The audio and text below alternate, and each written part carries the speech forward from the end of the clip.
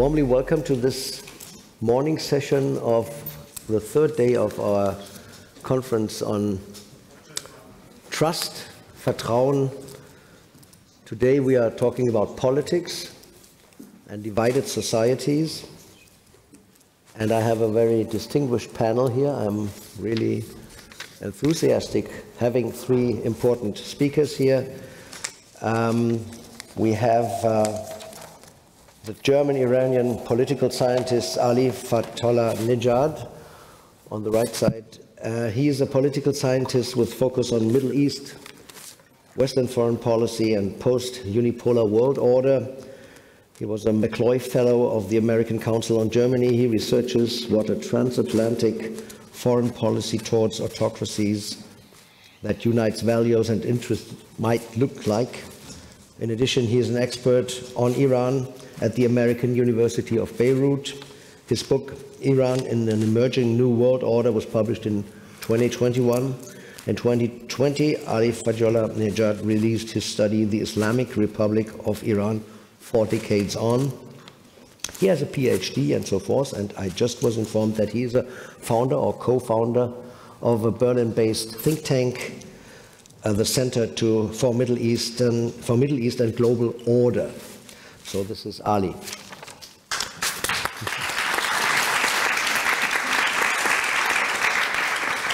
Then we have from Brazil, Isabela Kalil. She is a scholar specializing in anthropology, politics, and communication. Her research focuses on extreme right politics and online misinformation. Her work has revealed the impact of dissemination of extremist ideologies, as well as the online discourse on political mobilization and public opinion in Brazil. Isabela is an associate professor at the Sao Paulo School of Sociology and Political Science with a PhD in anthropology from the University of Sao Paulo. She was also a visiting scholar at Columbia University in New York. Isabela, welcome.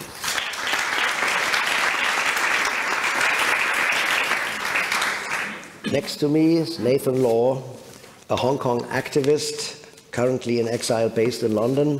He was a student activist, important during the Umbrella movement, you might remember this in 2014, and was elected as the youngest legislative councillor in history in 2016. In 2020, he was listed as one of the 100 most influential political people in the world by the US-American magazine, Time magazine. Furthermore, in March 2021, he was named a Pritzker Fellow at the University of Chicago's Institute for Politics. In December 2021, Nathan Law was invited as the only speaker from Hong Kong to the Summit for Democracy hosted by the Biden administration. So this is a very distinguished panel with three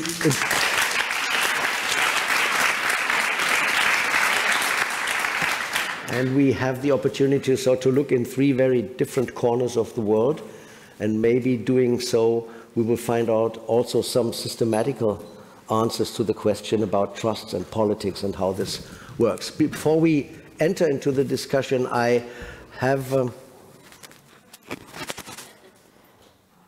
be careful with my makeup, please.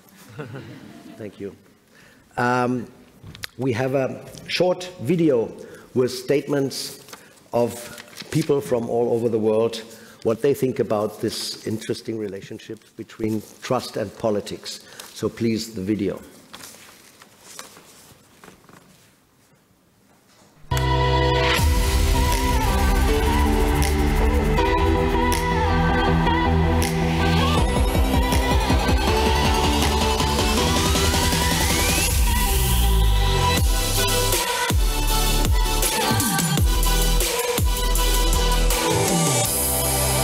Ich komme aus Estland. Estland hat seine Unabhängigkeit 1991 wiederhergestellt. Also unsere Demokratie ist zwar nicht so alt wie die in Deutschland, aber ich würde sagen, die funktioniert ganz gut eigentlich. Ein vertrauenswürdiges politisches System ist eben demokratisch gewählt, wird kontrolliert durch andere Institutionen. Ein transparentes politisches System heißt, dass die Bevölkerung kontinuierlich über die Aktivitäten des Staates transparent informiert wird. Now the image of Volodymyr Zelensky, the leader of our country, country is pretty powerful in Europe. He's really trustworthy here in the situation, but I would like Europeans to not forget that he's so trustworthy because Ukrainian people control him with our culture of democracy. Habe ich Vertrauen in die Politiker meines Landes? Überwiegend ja, weil ich weiß, dass sie demokratisch gewählt wurden, weil ich finde, dass ich relativ transparent nachvollziehen kann, was sie tun. Ich habe Vertrauen in Politik in Taiwan. Ich habe Vertrauen in Politiker meines Bundeslandes, im Land Berlin. Da kenne ich viele, weil ich politisch auch unterwegs bin für die Feuerwehrbelange. Ich würde sagen, ich traue sehr den Politikern und Politikerinnen in Deutschland, weil ich das direkte Pendant in Lateinamerika erlebt habe, sowohl in Peru wie auch in Ecuador, wo man erfahrungsgemäß den Politikern und Politikerinnen nicht trauen kann. I trust some politicians in my country and I don't trust others, but I think there is something about that doesn't have to deal with trust, but it has to deal with coming from Latin America, which is a territory that depends on the global north interest. So there are some things that I trust in my governments, but I also understand that being a politician in this kind of territory, it's very hard. What is the worst about organized crime in Mexico is that they are linked with the power. So they have connections with everyone in the politics, and I think that's what makes people don't trust some institutions. Do I trust politicians in Ukraine? There are some politicians with activist background and I have more trust to them. And there are also politicians engaged to some resonance cases. And how can I trust them if I still remember this? Ich habe Schwierigkeiten, populistische Parteien zu vertrauen, wenn die zum Beispiel Klimawandel nicht wirklich anerkennen. Der Polizei und der Justiz vertraue ich zu 100%. In den meisten Fällen ja. I don't trust the police in Mexico because they have very low wages, so they are corrupted and they work with organized crime. I trust the justice system. I don't think there's enough people in the justice system to have fast processes, so it's very long, but I trust the results. After 2014, we had a huge reformation of police, and now I trust them more. My experience living in Lviv is that even if we have demonstrations against the government, police will be there to protect us, not to attack us. I believe in democracy. Democracy is not a perfect system, but it is the closest that human beings have come to.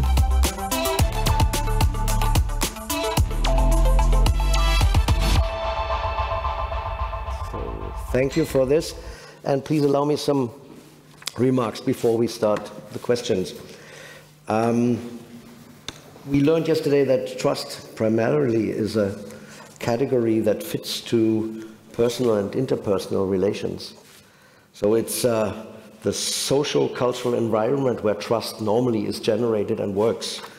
It belongs to the world of sustainable, resilient relationships between people who communicate directly with each other. Friends, neighborhood, small business, churches. It's a village thing, trust. Yeah? You need no contracts, but you have a handshake, and that makes it. Yeah? Now, in politics, we have to deal with large-scale states, with mass societies, anonymity, functional differentiation. But we know that the modern state cannot function without the resource of trust, as we learned just through these statements. So the modern politics need a sustained conviction of a large number of people that what politics does is done out of honest motives. Trust is the community building, bonding agent without which a modern functioning state cannot exist, especially if it wants to be a democracy, but not only. This means that democracies are ultimately based on resources that they themselves do not provide. Rather, trust in politics is formed here as a result of a functioning democracy. So democracies and states can generate trust. I have confidence in politics and its protagonists when I am convinced that things are done properly. In order to guarantee trust now in mass society, in functional differentiated societies, modern states, be it democracies or non-democracies, form institutions that organize the relationship between state and society and are supposed to transform the lack of communal trust into institutional trust in a communication that is no longer direct face-to-face, but systemic. The dilemma of the modern stage, which would fall apart without the community-building trust of the many individuals, is solved by institutions such as the judiciary, parliaments, public administrations, education, police and culture, and so forth. One could therefore describe the modern state and modern politics as a collection of institutions that, in the positive case, generate as much trust as they demand from the people as an advance in order to be able to function. As a tax player, for example, I have an institution like a tax system. As soon as I trust that I am paying a fair share and that the right thing is being done with my money, I will willingly pay my taxes, and the state can actually do without controlling. When, on the other hand, the state cannot trust its citizens to fulfill their tax obligations correctly, it has to invent procedures to compensate for the lack of trust. Important again, this functional trust is independent of the respected form of government. Trust and trust deficits exist in autocracies, in dictatorships even, just as they do in democracies. Institutional loss of trust can occur in all conceivable political constellations. When trust is lacking in a political system for whatever reason, the state and politics fall into crisis mode. If people no longer trust the institutions, for instance, because they consider them as corrupt or unfair, legitimacy is lost and people try to organize themselves and their survival in life world terms without or against the institutions. In these states, the state, in order to guarantee its functioning, must authoritatively compensate for the loss of its citizens, loss of trust of its citizens.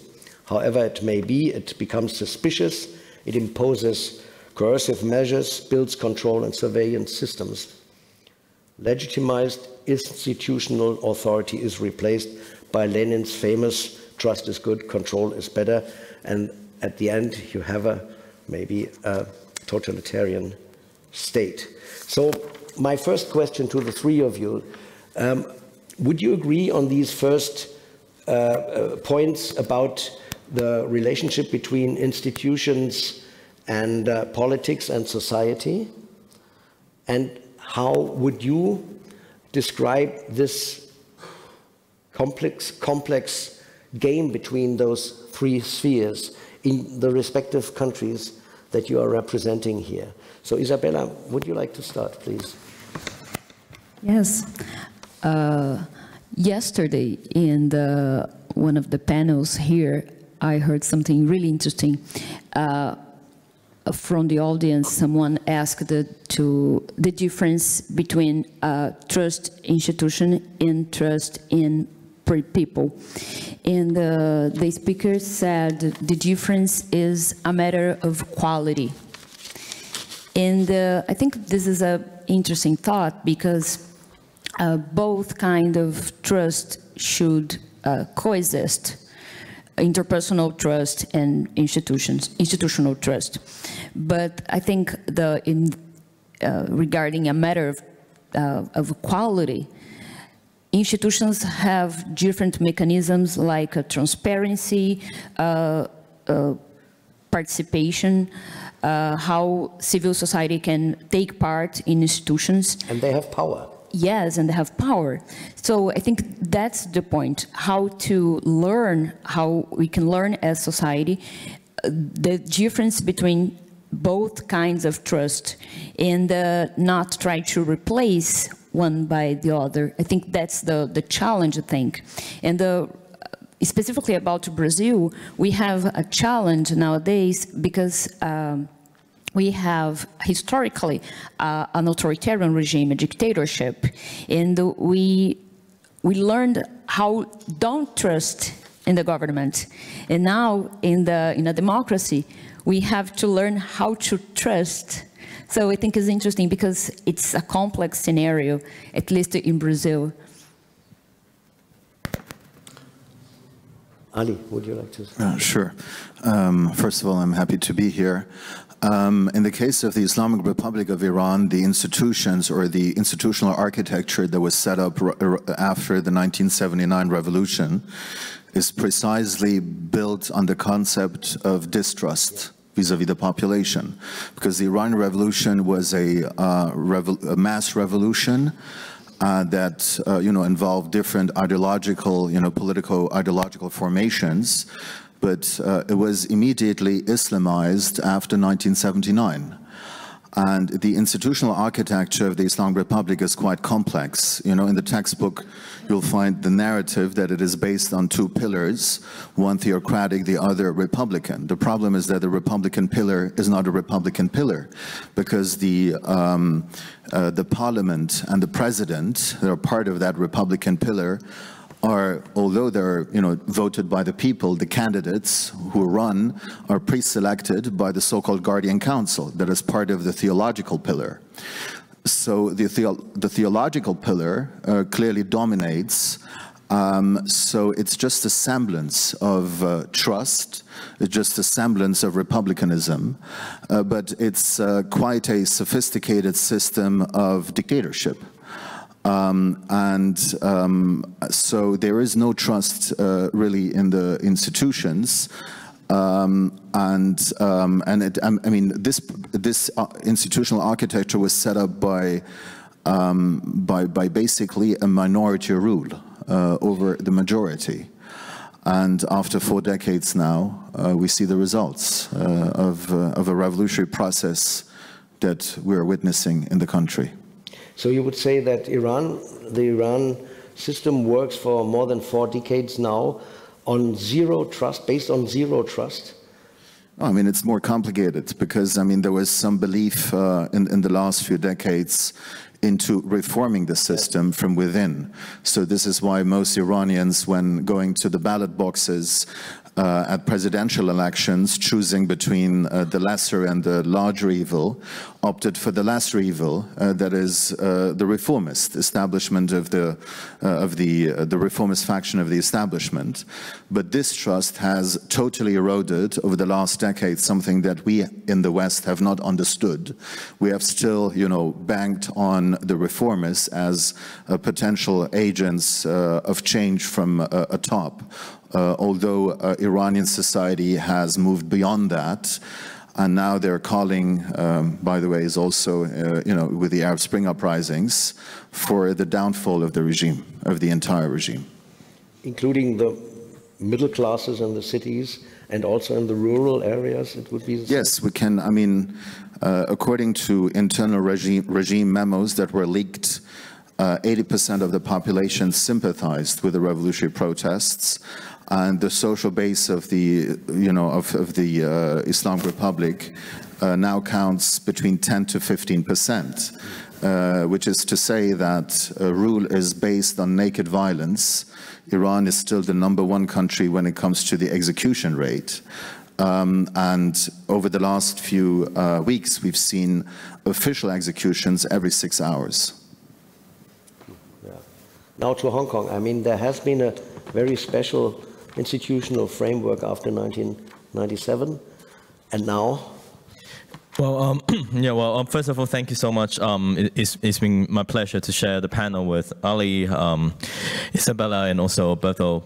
For me, trust is a really interesting question because it comes with a lot of material background, it comes with a lot of foundation. And let me take the police force in Hong Kong as an example. In the 60s, when the police force was underpaid and it was huge corruption, and everyone in the society doesn't trust them.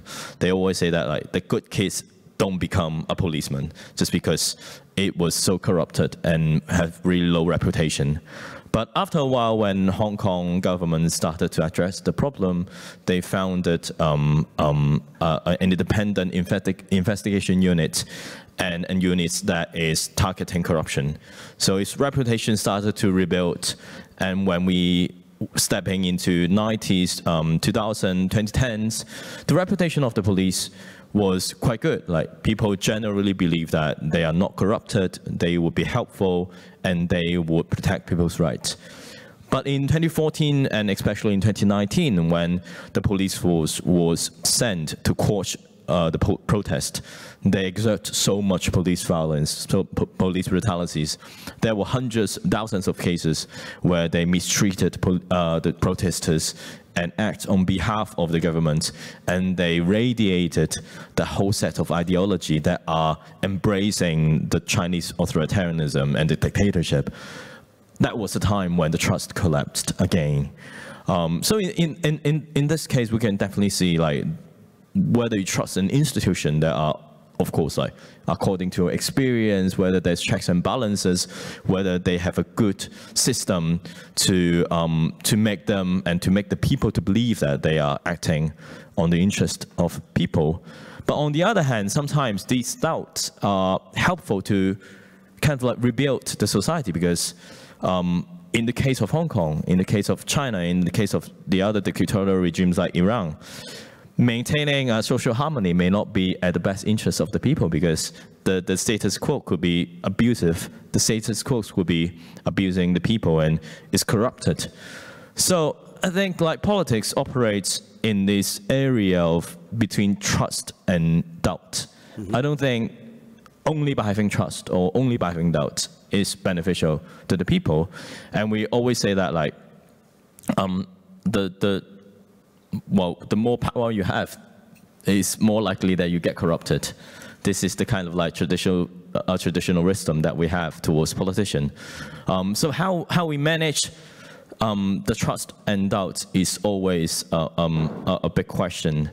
And putting that question aside, I think what our societies are facing now is not about whether we have trust to the system, is that we have trust to the system based on completely different sets of facts and understanding to the world. Like, people are living in parallel universe. It could be the impact of social media, it could be the impact of a very selective way of receiving information.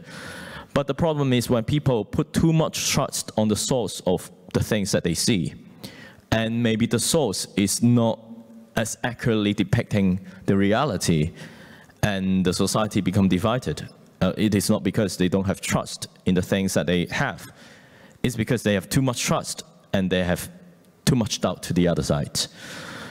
So I guess, like, for now, what we are facing is definitely a more divided society, more polarized ones. It happens everywhere in the world. And those people who believe in other things, they have different set of understanding to the world and different sets of reality. Some believe that the voting machine in the US are malfunctioning, they're not counting the votes. And some believe that it is operating just well. And then we have a divided society. So, I mean, like, the other question is about, in this set of reality, how we can bridge both sides, how we can create more basis for at least agreeing on the most basic facts, so that we can develop our argument on those basic facts, instead of having two different facts and one could be probably wrong, and then your trust to the other side and maybe most likely to the institutions are entirely corrupted and entirely broken, so that there's no communication and there's no way of interacting, and then there's no possibility to have social cohesion. May I say that this sounds, for me, a little like a very liberal Western point of view, in a way, just referring to the standards of democracy and how this should work. We have been told, we Westerners have been told, that there are also Asian values. You mentioned harmony as a very important thing that competes with our ideas of democracy. On the other hand, if you want, the Chinese model was harmony and wealth for the middle classes, the new middle classes, as trust-building processes that could compensate the non-existence of liberal institutions like we know them from Western democracies. The same maybe the middle classes and the wealth thing in Brazil, the development of the new democracy after authoritarian past had a lot to do with money and wealth for the raising middle classes. Take the first Lula times in the early 2000 years. So could you please reflect a little on this question? Yeah, I never think that harmony is contradictory to democracy. In China's thoughts, in Xi Jinping's thoughts, harmony is one voice. But actually what I think harmony is, you have 100 voices, but you can live peacefully. And people can have the opportunity to express their own opinion and each other respecting each other.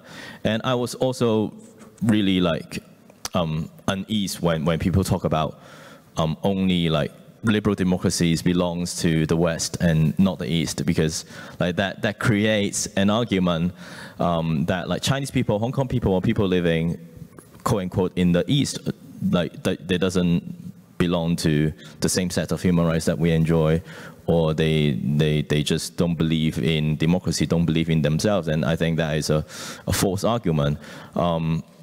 Even though in the so-called East, in Chinese society, in the broadly ethnic Chinese society, Taiwan is a beautiful democracy. Like they have a really powerful society. People generally have trust in the institutions, just like the lady in the video that she speaks. And those are really important things for us to understand that there is no such divide in the rights that we should enjoy, no matter in which part of the world that we are living in. And democracy, the fundamental idea of democracy is about accountability, is about people holding the power in check.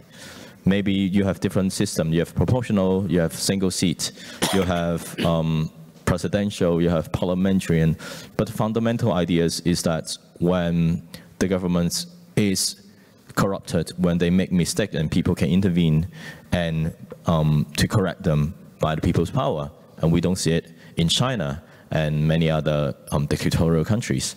So I think, yeah, definitely, I don't believe in the so-called like Chinese values, Eastern values, that they're not incoherent with democracy. It's just a set of things that invented by this authoritarian regime to deny the existence of democracy and to deny actually the power of holding these regimes accountable of the people. Isabela, money makes trust? I think there's an important element in Brazil this related to media and of course money, because media in Brazil during the dictatorship was controlled, was under censorship, and as a critical perspective, intellectuals in Brazil used to say and think that we cannot trust in media. But the point is, after the process of democratization, re-democratization, media, there's something important, because under Bolsonaro's government, Bolsonaro attacked media during the pandemic, saying they were lying about the virus, about the disease. He attacked science, discrediting science, science media institutions, and the media in Brazil, even with this historical perspective, the media in Brazil had an important role in order to show people how to trust in science, how to behave, or how to trust in vaccines, for example. And I think that's the point, because we, in that sense, media was important, but of course in Brazil we have media concentration status going on in Brazil that is related to money. So it's complex, because also in Brazil there's a concentration in some families, maybe 5 or 6 families are controlling some political parties, big churches, and the media. So I think that's the point. We have to trust in some sense, and media is really important to democracy. But on the other hand, we have to understand that who pays the bill, how money is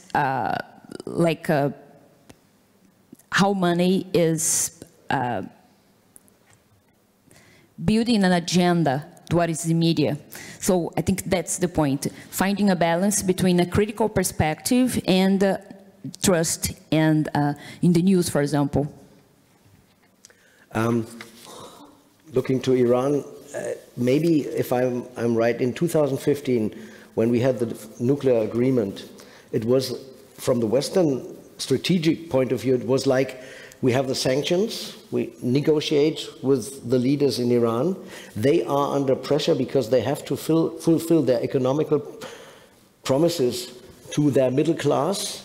And if we allow them to play this game, we have a lever to maybe stimulate political changes. You know what I mean? But it was also based on the question, does a system like Iran also need a middle class and a kind of legitimation that has, of course, a lot to do with the economic success of a huge part of the society?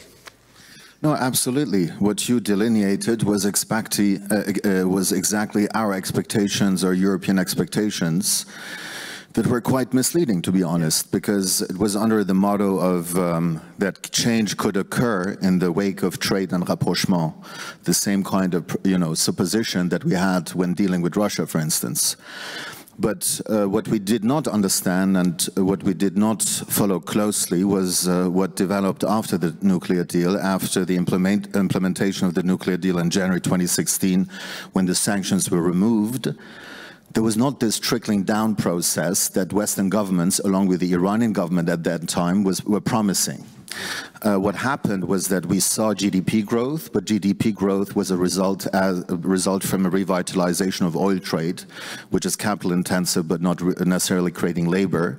So as a consequence, despite this considerable GDP growth, we had income inequality growing in Iran and social frustration setting in by 2016, something that we were totally oblivious because we're still thinking in our own vision of expectations.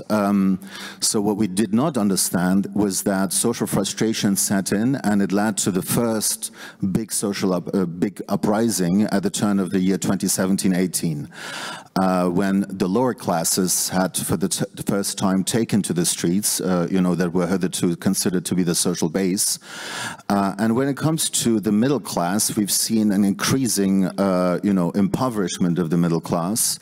Of course, sanctions have played their role, but the primary factor are not sanctions. The primary factor is the very political economy of the Islamic Republic that saw the revitalization of trade with the Western world benefiting semi-state and state entities, which is the definition of regime. 80% of that revitalized trade went to those entities. So basically, the problem is that we have our own set of expectations that in many cases are disconnected from the reality on the ground. And all of this is somehow embedded in, in a kind of political discourse and political consultants that play the game along, but who do not actually have the same kind of interests and aspirations as wider sections of society, but they do only represent the interests of vested interests of one faction of the elite, and this has been, our problem. So this is why all those expectations have utterly collapsed. So if we try to collect some elements that we need to build trust, we have this kind of fairness in a society, and social welfare to a certain extent, I would say. Without it, I mean, if people are in complete poverty, have no trust anymore in nothing. Yeah. Now looking for other elements that might also generate, in complicated, divided societies, might generate trust. You also already mentioned the media, which is, on the one hand, the thing that we need, and on the other hand, the mechanism that is destroying so much. So it's a very dialectical thing. You just can ask for free media and then you have Mr. Murdoch, and those effects coming from there. Where would you see other elements that help in divided societies to build up trust without, I mean, a simple way is to ask for more democracy, of course. Yeah, but are there other things? I mean, civil society, you have factors like religion. I mean, however it works, it's a trust-based social and cultural sphere. You have, let me mention now, in these days, not by accident, monarchies, for example. So the funny experience in Europe is some of the best working democracies are, as a state form, they are monarchies. Yeah, because maybe just these monarchies have nothing to say anymore in the hard field of politics, but being without, having a separate function. I mean, the only function of monarchies is maybe, hopefully, trust building. So where are cultural, social, and political spheres and processes that might be helpful if we think about how can we build trust in divided societies? Isabela. I'm thinking about Brazil, and I remember in an interview with a protester in 2016 during the Rousseff's impeachment process, and I asked, why are you supporting the impeachment process? So, since this is so traumatic to our democracy. And that person said, I would like to, I will quote, remove Workers' Party from the presidency because they divided the society, our society. And I asked, how? What do you mean, dividing society? And that person was a man. He said, oh, in Brazil, we used to have one, like a peaceful society. And with a Workers' Party government, under this government, they established specific laws to protect women, for example, affirmative actions, LGBT programs. So in this imagination was like Brazil was like a peaceful and with no racism, no racial prejudice, no gender inequalities, and because Workers' Party, they established a lot of programs, public policies regarding these issues, addressing these issues, was like we saw as society something that was there, but wasn't like in the public sphere, being discussed in the public sphere, because it was some kind of violence that was behind doors or inside the houses or in the private spaces. So I think that's an interesting perspective, because in Brazil, historically, we used to think until the 70s, the 80s, that Brazil was an example of racial democracy. It's a myth, of course. Brazilian society is based on slavery. Of course, there's no such a thing. But we used to think like that. Scholars used to reproduce that. Even American scholars, they used they saw Brazil and using Brazil as a model of no racial prejudice. So I think that's interesting, because sometimes when you talk about dividing society, sometimes it's about like highlighting the kind of violence, structural violence that is there, but sometimes is invisible. But sometimes it's like a dividing society in terms of electoral denialism, for example.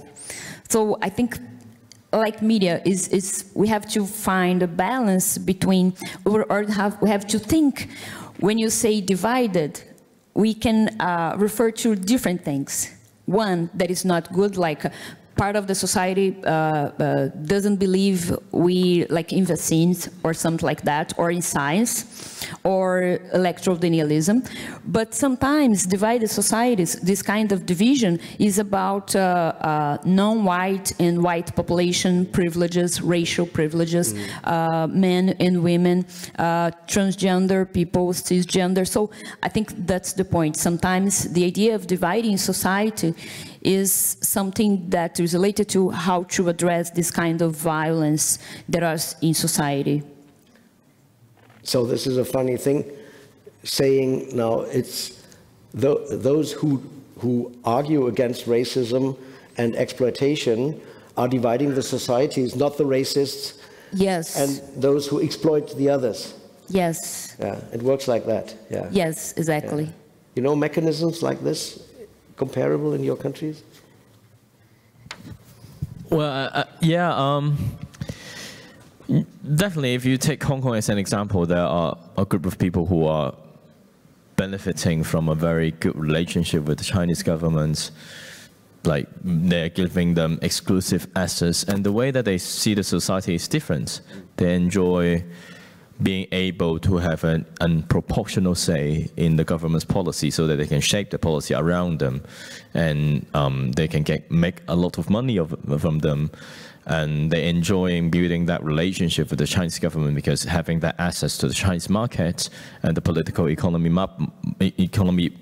benefits, they can get rich fairly easily. And they also think that in Hong Kong, democracy is definitely not worth it because it will trigger the Chinese Communist Party, and we won't have a good future because of that. So in that set of divided societies, is definitely there's interest. There's like people who are benefiting from this unjust structure, and just a small minority of them, but they still hang on to the power.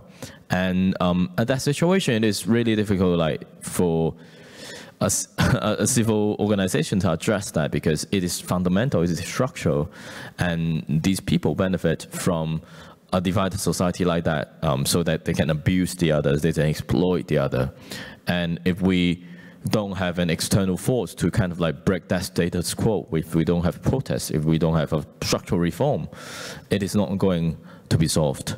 But also we have the other divided society where just people believe in different things.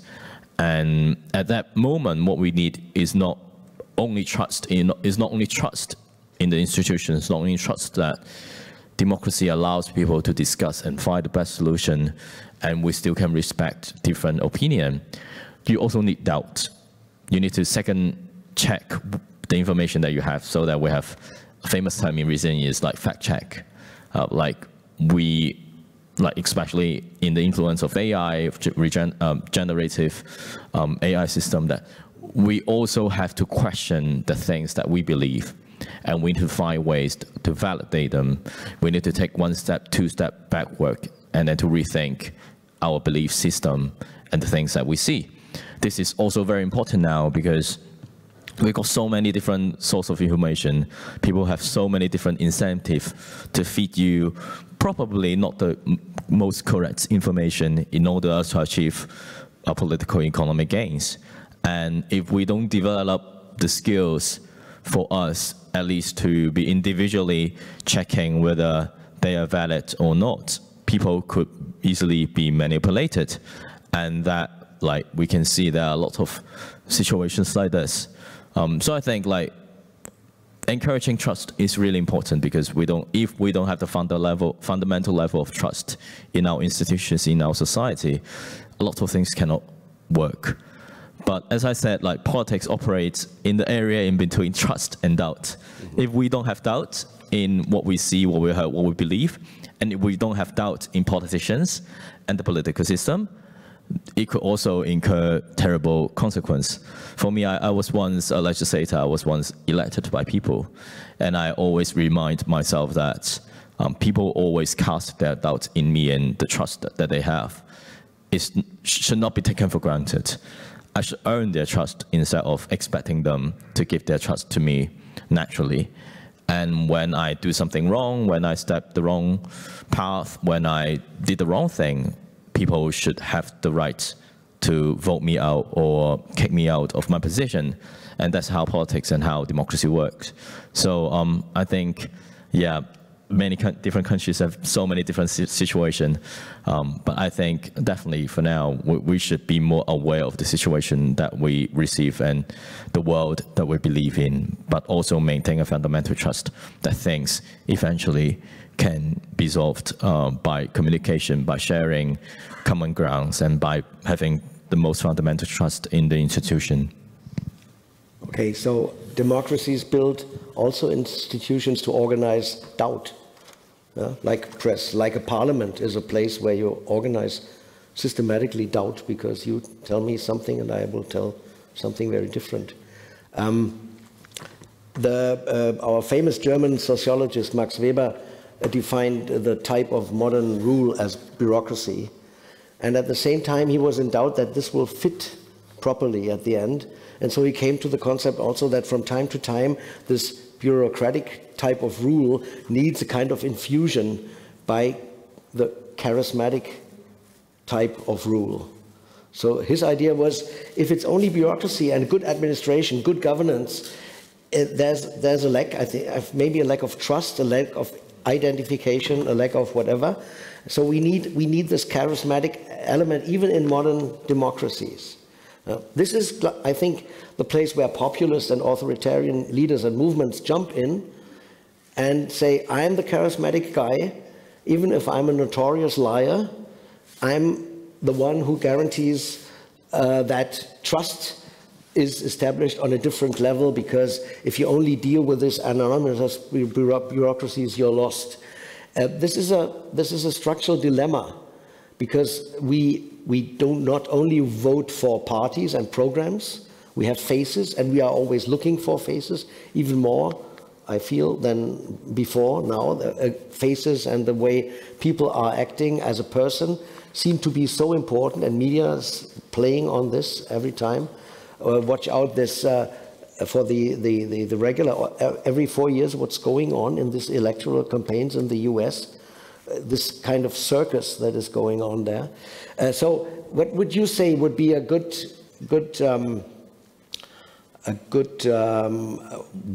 co-working of types of rule of the charismatic, personal, and the bureaucratic and administrative? Please. I think Nathan said something really interesting about the balance between doubts and trust. And I was thinking, like, how we can find this balance. For example, some people in Brazil, they have a lot of doubts about the Supreme Court, for example. Of course, I do have doubts, but what is the difference? Some people, they have doubts and they would like to close the Supreme Court or impeach all the judges, or sometimes, even worse, killing these people. So I think that's the point. Sometimes we can have doubts because we would like to improve the institutions, and sometimes some authoritarian leaders, they created doubt in order to destroy these institutions. I think that's the point, and it's the same with the charismatic leader. When you have a charismatic leader that would like to improve the institutions, I think, or improve the bureaucracy, is one specific scenario, and having like building this for empowering the mechanisms of transparency, of participation, but different scenario is when you have like a charismatic leader and he or she try to destroy institutions and accumulate power, sometimes sending the other politicians to prison, sometimes killing people. I think that's the point. So doubt is important, but I think that's the balance. We are doing this in order to improve our society, to include people in our society, in order to have more transparency, or in order to have better institutions, or destroy it. I think that, or exclude part of the population in the democratic process. I think it depends on how these leaders, they use that power. Ali, in Iran in 1979, there was a very strong charismatic leader coming to this country. Now, would it need another one for a democratic change? Of course not. I mean, this is precisely why, I mean, this is one of the reasons why the revolutionary movement so far did not have a predetermined leader, because of the very trauma that the Iranian people have endured with the fake promises of Ayatollah Khomeini, who promised, you know, all the best, but he implemented, you know, a tyranny that was much worse than the tyranny before. May I just add two remarks on two key concepts of our debate here? One is regarding the panel title, and this panel title definitely does not sit well with the situation in Iran. In Iran, you don't have a divided society. You have a division of state society. So there is a irreversible gap, in my view, between society on one hand and the state on the other. So it's not about divisions of society. Secondly, when it comes to the issue of trust, it seems that we in Europe have more trust in authoritarian regimes than in the people. And otherwise, all those expectations that you enumerated that we had in terms of the Iran nuclear deal and the kinds of, you know, positive changes that it would trigger domestically but also regionally, would not have been possible. So the problem is that we have trust in authoritarian stability. We have trust in dictatorships providing us with stability, whatever that means, but we have distrust vis-a-vis people's movement. And this is on full display when it comes to Western reactions to the Arab Spring uprisings, but also to the current situation in Iran. So the fear is that this authoritarian stability paradigm that has been underpinning our foreign policy toward the region may be in danger. And what we do not understand is that authoritarian stability cannot create long-term stability. It can create short-term stability, but it is also deepening contradictions in society that will sooner or later turn into explosions of popular anger, and which will undermine this, you know, this kind of stability. So we really need to rethink all of our assumptions here, because it doesn't not only pertain to the Middle East, it does also pertain to other autocratic great powers in the world. So we have much to learn and much to rethink from decades of false presumptions of this authoritarian stability paradigm. And this is also, by the way, why the think tank that I created wants to make a difference in this debate. Thank you. Thank you. Now, time is fast, and it's time to bring you in, the audience. We have a microphone, a funny cube, the funny green cube, that will be given to whoever wants to ask a question. Maybe we collect 2 or 3 of them first. So please, up there, on the right. So I'm gonna throw you this mic, and you have to speak into the black box on top, please. And if possible, you can pass it on to the next person or back to me, okay? That's scary, okay. Thank you. Okay, hi. I come from Chile, and some of you should know that we are going through a lot of hope, and this hope, like, we're going through a very hard time, and we are also commemorating 50 years of the stroke, Pinochet stroke, and we have the possibility of changing the constitution that the dictatorship inherits us, and we just have an election on last Sunday, and the party with more votes for rewriting this constitution was the Pinochetist party. So it's a very weird situation. So this situation, in my point of view, I'm a journalist, was created by the narrative that creates a tension between harmony, security, and changes. So if you want to be safe, if you want to be in harmony, if you need nothing to change. And media has to take a big part in this. So my question is, how do you feel, and we have the same, we were talking with Flavia yesterday, with Isabela, I mean, yesterday about how in our countries medias are so controlled by the rich people who also control the parties. So it's really hard to change the narrative. So my question is, what social society can do to reach for that tension, because people feel less and less trust in democracy, because feel democracy can be unstable. In Chile, right now, 40% of the people doesn't trust in democracy, and that's pretty scary thinking in our history. So what people like civil society can do about that? Thank you. One more, just behind you, please. Okay, I go. Worked. Hi, I have a question to Ali, because you put in a couple of interesting numbers. You said every 6 hours there is somebody executed in Iran, if I understood correctly. And you said 80% of the population are against the regime. So how do you think that the regime will escalate this violence? And is there a possibility for an internal, like a real war, like a civil war, or like how can this, how far can this escalation still go? Because I mean, the regime is going against its own people, and it's executing people every 6 hours, and we don't really take notice of this here in the West. How far can this escalation go still? This is my question, I guess. Okay. One more, and then we. No, right, I cannot throw that far. Right in the middle. Sorry.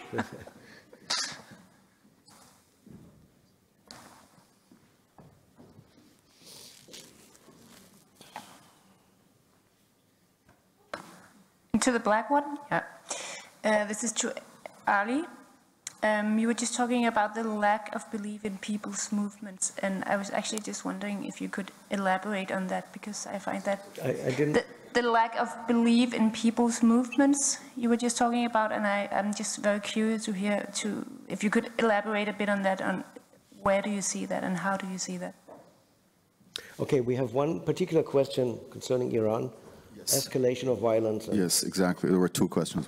But yes, I mean, yes, there is we already witnessed an escalation of violence against the Iranian people by the Iranian government. Do not forget that in November 2019, when nationwide protests happened, the regime shut down the internet, and in a week's time, and probably in half a week's time, 1,500 people were shot in the streets of Iran in what Amnesty International had called a killing spree. Now an execution spree is happening, and as you rightly pointed out, this is also not really something that we are closely following. And the basic logic of authoritarian states, in my view, is that they consider any Western reactions, let's say, to their kind of behavior as weak. And as long as this perception of Western weakness exists, there is no hurdle for those regimes to keep on doing what they're doing.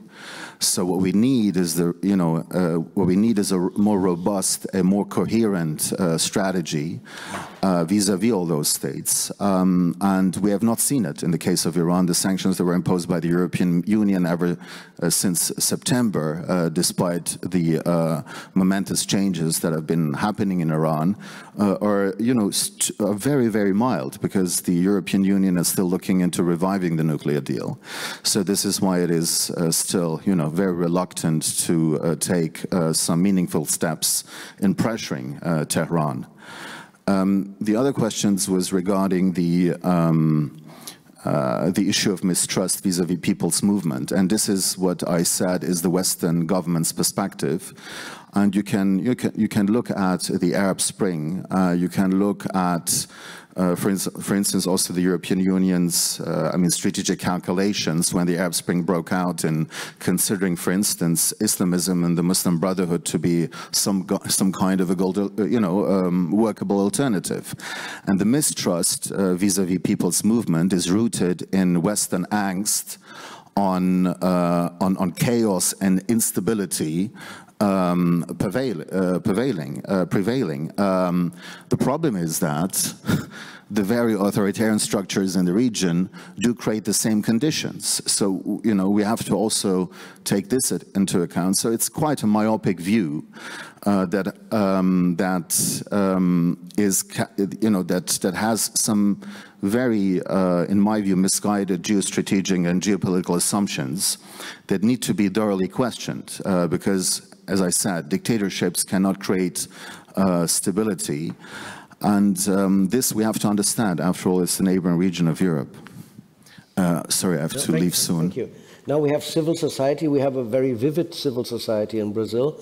And we have, in Hong Kong, we have a hard police state that is fighting against civil society wherever it shows up. So please, Yeah, I'll be very quick. I think it's just to disrupt. If there is no way you can do it within the system, or people, they don't believe in the system, but they also, most of the time, don't know what they believe in, you need to provoke them and to disrupt, and maybe they'll answer you in another way. Please.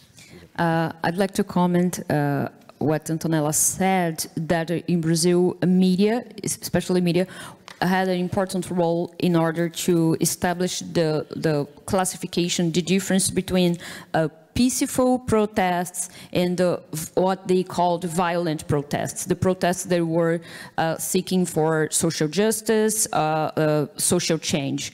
And I think leaders like Bolsonaro, they were taking advantage of this needs for stability in order to defend what he called the traditional family, or having a old order, something like that. And he exploring this because we have a climate change, we have a pandemic, we have artificial intelligence, we have unemployment, we have a lot of instabilities, and these kind of leaders, they were exploring the needs that a population has to stability. I think that's the point.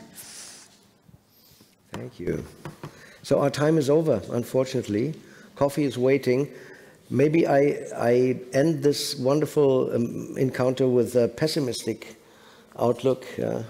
I would not agree that dictatorships cannot create legitimacy and stability and trust. I fear that we have good. Now it becomes interesting. Imagine you would have a free vote in Germany in 1939. There was a lot of trust and a lot of legitimacy in a brutal dictatorship. So it's one thing that is in my mind also, but thanks to all our three panelists, to Ali, Isabela, and Nathan. Thank you for being here. Thanks to the organizers, to the technical staff, to the translators behind. Coffee is waiting, and at 11:30 our program continues. Thank you.